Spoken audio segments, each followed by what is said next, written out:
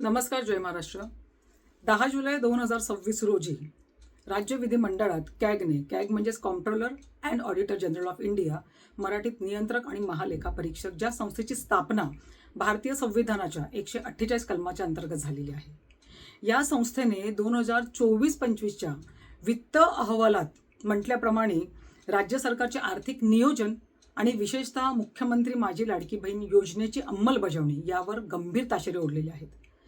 या संस्थेने आपल्या अहवालात असं म्हटलेलं आहे की महिला व बाल विकास विभागाने 29,963 कोटी रुपयांची तरतूद केलेली असताना देखील प्रत्यक्षात मात्र 33,237 कोटी खर्च करण्यात आले. म्हणजेच कोणतीही ठोस पूर्व परवानगी नसताना, कोणतेही स्पष्टीकरण नसताना 3,541 कोटी अतिरिक्त खर्च करण्यात आले. हे पैसे काय यांच्या बापाचे होते का? हे पैसे तुमच्या माझ्यासारख्या सर्व जनतेचे होते, जे आपण टॅक्स रूपामध्ये गव्हर्नमेंटला भरतो. या अहवालात पुढे असं नमूद केलं आहे की 15,586 कोटी कोणत्याही तातडीच्या खर्चाची गरज नसताना या सरकारने व्हीपीडीए म्हणजे व्हर्च्युअल पर्सनल डिपॉझिट अकाउंटला वळवले. संस्थेने हे म्हटलंय पुढे की कोणत्याही खर्चाची गरज नसताना निधी वळवणे हे सार्वजनिक वित्तावरील कायदेशीर नियंत्रणाच्या तत्वांच्या विरोधात आहे. परंतु हे सगळं वारंवार होत राहतं आणि त्याच्यावर तुमच्या माझ्यासारख्या लोकांनी येऊन जर आवाज उठवला तर मुख्यमंत्री साहेबांकडून आपल्याला भाडेके टट्टे म्हटलं जातं आणि हा महाराष्ट्राचा अपमान आहे असं म्हटलं जातं.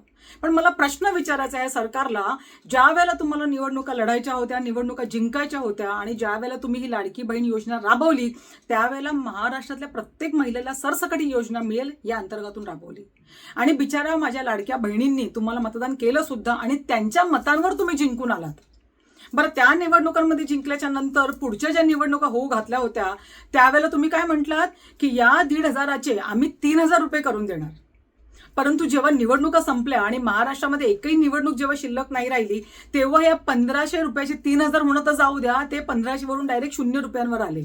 कारण तुम्ही टर्म्स अँड कंडिशन दाखवून या महाराष्ट्रातल्या जवळजवळ 92 लाखांच्या वर माझ्या लाडक्या बहिणींना अपात्र ठरवलेलं आहे.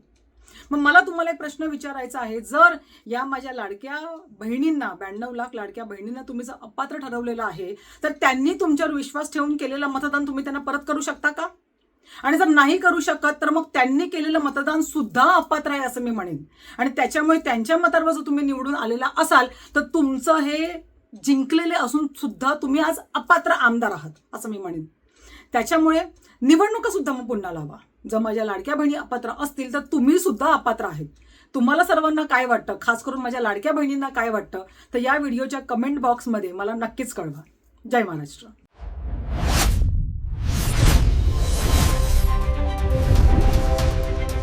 महासागर न्यूज.